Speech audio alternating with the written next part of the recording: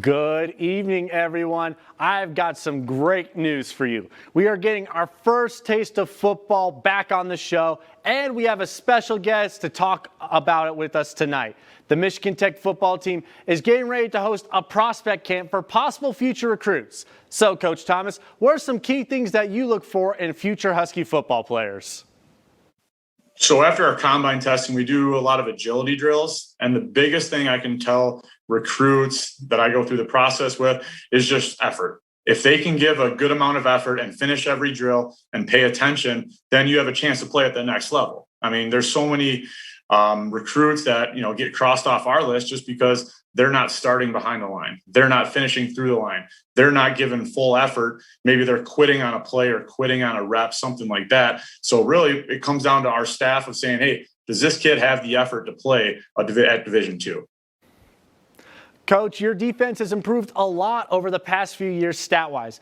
Do you think that's due to some development of your players? And what improvements has your team made?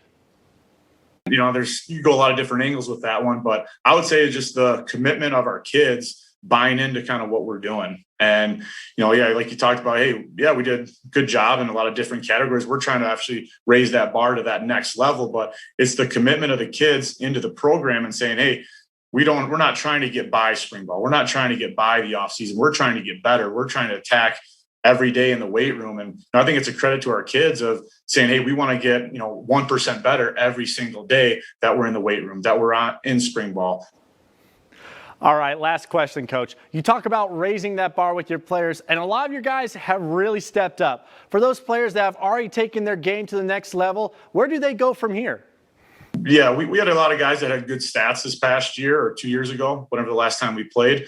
But now it's all about the team stats. And like you talked about, yeah, we got better at a lot of categories defensively.